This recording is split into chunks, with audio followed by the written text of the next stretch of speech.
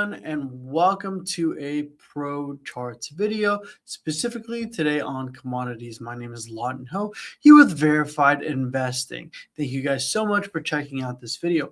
And today I'm going to talk about three different commodities that have been extremely affected by the war. The obvious one is oil. Right, Iran exports a ton of oil. It controls the Strait of Hormuz, the kind of gateway for the rest of the world to get oil. And, this war has really opened the eyes of countries all over the world as to how fragile and how important that key strip of water is, right, for all countries getting oil. But we're going to go over the charts of that. Then we're going to talk a little about gold and then follow it up with silver. With that being said, let's just hop right into it. So for oil, right, we see oil spike every single time there's an escalation in the war, every single time, there's a bombing or an oil field was struck, right? We see the price of oil spike. And what does the rest of the markets do? Well, the S&P and the rest of the markets start to sell off when oil spikes. But the question is, where could oil go if this escalation doesn't end soon, right? Which it doesn't seem like it. Or we've had mixed messaging where there are talks, there aren't talks. But I'm just interested in the charts and what it's telling me. And what it's telling me right now is that we're starting to kind of form a base here above $100. We see and we've seen, right, this $100 level. Let me just highlight it for you guys. This $100 level, look how many times we've traded at and around it, right? Initially piercing it on that Monday, going way higher all the way up to 119, and then struggling to get up there. Every single time we get up there, we get a pullback. Get up there, get a pullback. Get up there, get a pullback. Get up there, get a pullback, and get up there. And now we finally broken up and above and kind of formed a base here at $100. And if you're, long the stock market, this is actually pretty bad for you. Now, this is different from the majority of charts in that the price of oil is going to be dictated not just by the price action and the technical analysis, but by, outside sources such as the war in the Middle East, right? The events happening there, which are kind of out of our control. But the best thing that we can do is find where's a good level to short oil, where am I going to find resistance, and where is a good place to potentially take some profits when trading oil. And it's important to note that oil is extremely volatile, especially as of late. You're seeing swings from about 6% intraday, which is crazy on oil, particularly when you're playing futures with leverage. But for me, what I'm watching is, can U.S. oil confirm above $100? You want it to get above $100, confirm there. Okay, then maybe it has a little more room to run. A little more room to run. But let's say it continues higher. Where are the levels of resistance? Of course, right, everyone's eyes goes to double top around 119.50, right?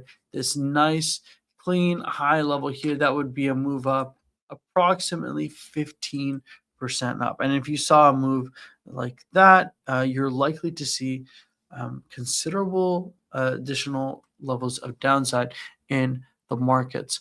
But another level that I'm kind of keeping an eye on, right, is I have this trend line that I've just formed just by connecting, these pivots here, right? Now that we've had a base, now that we popped up a little bit today, 3% and pulled back, this is now my line in the sand.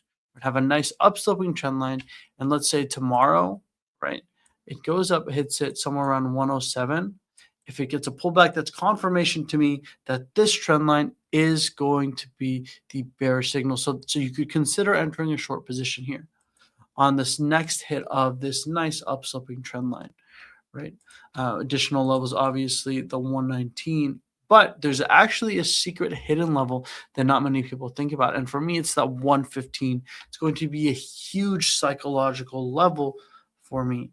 on the stock, right? And another thing to note, right? And this is kind of outside of the charts. Whenever oil is this high, gasoline prices are this high, what do we know? Well, we know that the president and politicians don't want to have oil prices high, especially going into elections like we're having in midterms in November. So I do anticipate a pullback, a significant pullback by that time. And to be honest, it wouldn't surprise me if oil was down, in the 60s, right? In the 60s at that time, right? 60s, $70 range.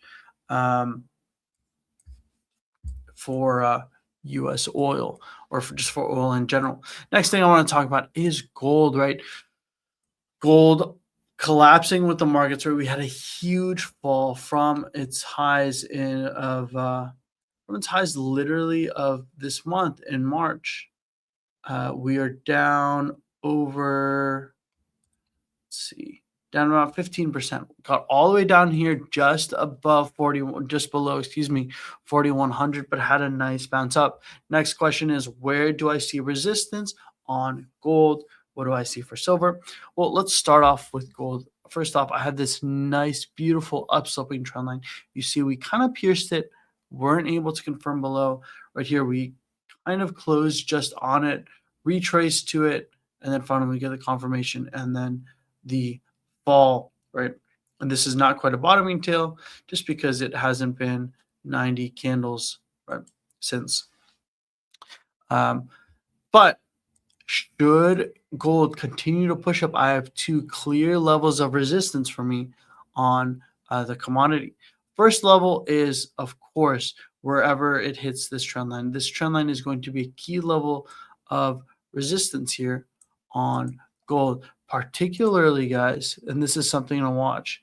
If gold can run into this trend line, especially around the $5,000 level, a huge psychological level, and when we're talking about things like gold that retail is consistently looking at, right? These are the key psychological levels, key things that you're looking at. So if gold can push up, hit this trend line about 8% higher, and then run to that $5,000 level, I do anticipate a pullback and strong levels of resistance from that region. And let's say it continues to push higher. Well, the next level for me is this really nice pivot high here around $5,400 established at the beginning of this month. This was the highest of this month, the high of this month. And I do think that there's an opportunity to potentially start a short position around $5,000. You can consider an add 8% higher if you want to go a little more conservative. Add 11% higher at this 5,600 double top area, and then work your average down. But these are the three levels that I see for resistance on gold. And the last one that we're going to talk about is silver. And silver, you can see that my chart is a little crazy, right? Silver was trading in this nice upsloping parallel channel and finally got the nice breakdown. I did say in previous shows, if you watched me on Trading the Close, that we would find a base support around this $7,100 level, and that proved to be true, right? We see that when they're selling, when there's all this action, it's always around the $7,100 to $7,300 level. Now we did break lower, right? Just similar to, and this is going to look similar to gold, right?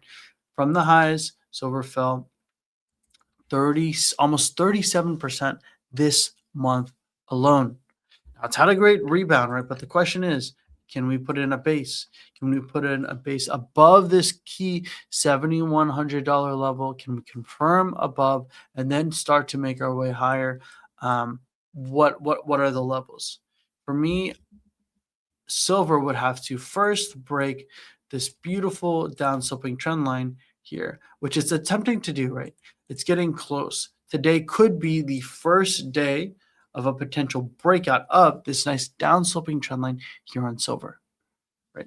And it's taken from the highs there, kind of kissing the highs of this month, and through these pivot highs through the 10th and 11th of this month in March. But taking a look at this, looking at this break to the upside, what we want to see is a push up, confirmation, and then potentially a retrace, and then a move higher, right? This is for a potential long on silver, if you want to look at it like that. Um, you can either enter on the break or on a retrace back to this down sloping trend line. And let's say, well, silver's still kind of high on the charts, which it is, right? And since September, the commodity is up over 88%. You say, I'm not comfortable buying here. Let me find a short Lawton, short level Lawton. Um, in which case, I have a couple for you. Key levels of resistance. Obviously, we're looking at double top, 121. But how likely is it to get there?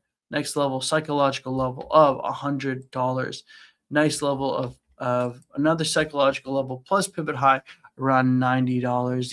These are three key levels of resistance that I'm going to watch on silver. So let's say it breaks up. Say I go long on the retrace around 69.70. I think you could look to take profits around 80 something dollars, $82 potentially, right? And if you're waiting for a short again, $90, 100, and 121 would be my potential levels for a short, right?